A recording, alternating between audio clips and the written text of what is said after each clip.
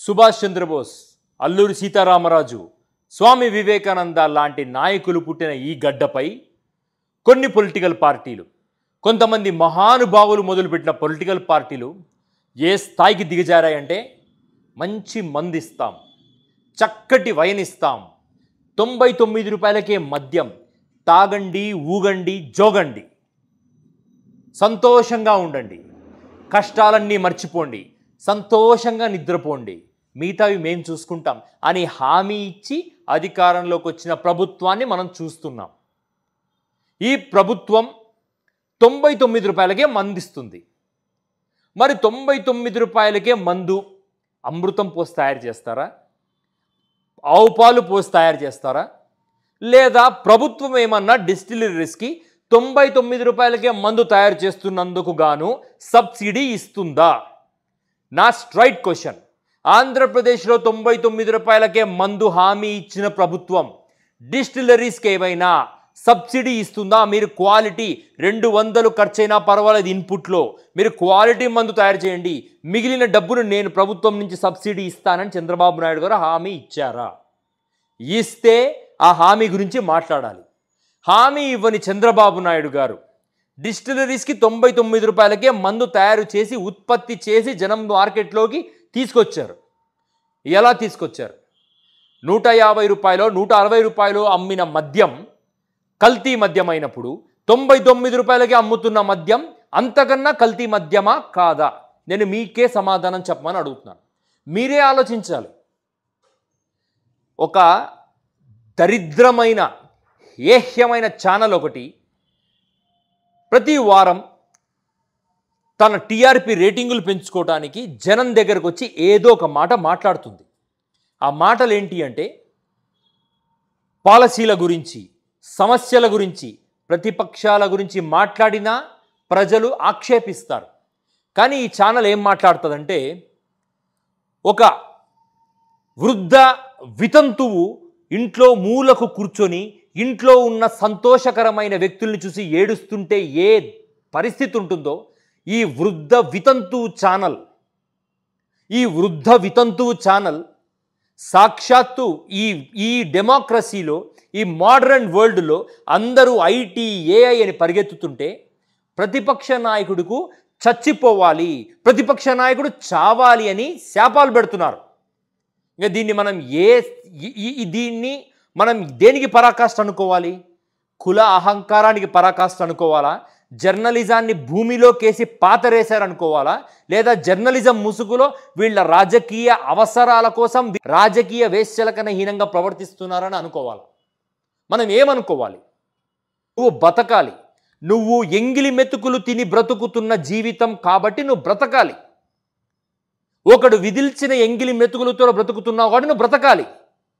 కానీ ఆ ఎంగిలి మెతుకులను, బంగారు ఎంగిలి మెతుకుల్ని విదిల్చాలని చెప్పి ఆశపడి బంగారు మెతుకులను కుక్క జీర్ణించుకోలేదు.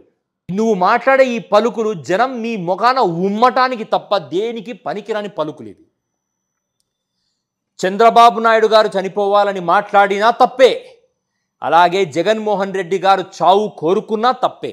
అసలు చావు కోరుకుంటున్న నీలాంటి వాళ్ళు చావాల్సిన పరిస్థితి ఈ దేశానికి చాలా అత్యంత అవసరమైన పరిస్థితి. అది మద్యం గురించి మాట్లాడితే ఫ్యాక్ట్స్ మాట్లాడాలి, డిస్టిలరీస్ గురించి మాట్లాడాలి, డబ్బు సిఫరింగ్ అయినాయా లేవా మాట్లాడాలి, స్టేక్ హోల్డర్స్ గురించి మాట్లాడాలి, జరిగిన డ్యామేజ్ ఏదైనా ఉంటే దాని గురించి మాట్లాడాలి.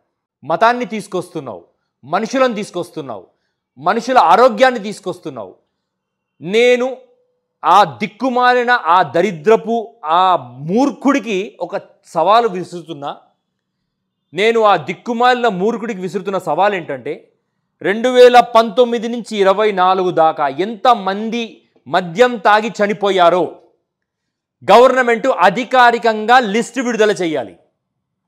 రెండవది, ఎంతమంది కిడ్నీలు పాడైపోయినాయో అధికారికంగా ప్రతి హాస్పిటల్ నుంచి డేటా తీసుకొని ఈ పలానా మద్యం, కల్తీ మద్యం తాగడం వల్లనే వీళ్ళ ఆరోగ్యాలు పతనమైనాయి అన్న లిస్టు పబ్లిక్ ప్లాట్ఫామ్లో పెట్టాలి.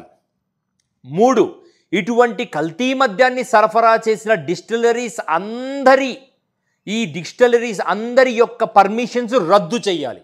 ఆంధ్రప్రదేశ్లో వైఎస్ఆర్సీపీ గవర్నమెంట్ హయాంలో ఏ డిస్టిలరీస్ నుంచి మందు ప్రొక్యూర్ చేశారో అన్ని డిస్టిలరీస్ని మూసివేయాలి ఆన్ ద స్పాట్. ఎందుకంటే మీరు చెప్పినట్టుగా 30,000 మంది ఆరోగ్యాలు పతనమైనాయి, 30,000 మంది చనిపోయారు. కాబట్టి ఆ డిస్టిలరీస్ అన్ని మూసివేయాల్సిన అవసరం తక్షణం ఉంది. మూసివేయకపోతే జగన్మోహన్ రెడ్డి గారికి ఏదైతే పాపం అంటుతుందని మాట్లాడావో అదే పాపం ఈరోజు ఈ ప్రభుత్వానికి, ఈ ప్రభుత్వ పెద్దలకు కూడా అంటి నువ్వు అన్న గతే ఈ ప్రభుత్వ పెద్దలకు కూడా పడుతుంది. ఎందుకంటే ఈరోజు ఈ పెద్దలు కూడా అదే తప్పు చేస్తున్నారు. కాబట్టి మద్యం కుంభకోణం గురించి మాట్లాడటం వరకే నువ్వు చేసుంటే మేము మాట్లాడము. కానీ ఈ ప్రజాస్వామ్యంలో ఒకరి చావును కోరుతూ, ఒకరికి శాపాలు పెడుతూ, మూర్ఖమైన దరిద్రమైన ఒక పద్ధతుల్ని మార్కెట్లోకి తీసుకొస్తే సహించే అవకాశమే లేదు. సిగ్గు తెచ్చుకోవాలి ఈ దిక్కుమాలిన ఛానల్ ఇతరుల ఛానల్స్ని చూసి. లోకల్ ఛానల్లో కూడా ఎంతో గౌరవప్రదంగా బ్రతుకుతున్న జర్నలిస్టులను చూసి ఈ అశుద్ధం పలికే ఛానల్, అశుద్ధం తింటున్న ఛానల్ బుద్ధి తెచ్చుకోవాలి. నేను చాలా ప్రస్ఫుతంగా చెప్తున్నది ఏంటంటే, ఎవరి చావులు కోరుతున్న వ్యక్తి అయినా సరే ఫస్ట్ నీ ఇంట్లో చావులే జరుగుతాయి. ఒకరి ఇంట్లో చెడు కోరుతున్న వ్యక్తికి వాడింట్లోనే చెడు జరుగుతుంది. ఆల్రెడీ గత 4-5 సంవత్సరాలుగా నీ ఇంట్లో పెద్దలు చిన్నలు పోతానే ఉన్నారు. నీ ఇంట్లో చావును అడ్డం పెట్టుకొని నువ్వు రాజకీయాలు చేసిన నీచమైన జన్మ నీది. అటువంటి నీవు పెద్దవాళ్ల గురించి, ఇంక్లూడింగ్ చంద్రబాబు నాయుడు గారి గురించి మాట్లాడే హక్కు కూడా లేదు నీకు. వాళ్ళు విదిల్చే ఎంగిలి మెతుకులు తిరిగి బ్రతికే కుక్కతో సమానం నీ జీవితం. కాబట్టి ఇక ముందు రాజకీయ నాయకుల గురించి మాట్లాడేటప్పుడు నీవు న్యూస్ రిపోర్ట్ చేయి. రాజకీయ పార్టీలా మాట్లాడే నిన్ను మేమేమీ చెయ్యం. సమాజం, ప్రజలు నీ నోట్లో ఉమ్మటానికి ఎక్కువ టైం పట్టదని మాత్రం నువ్వు గుర్తుపెట్టుకో.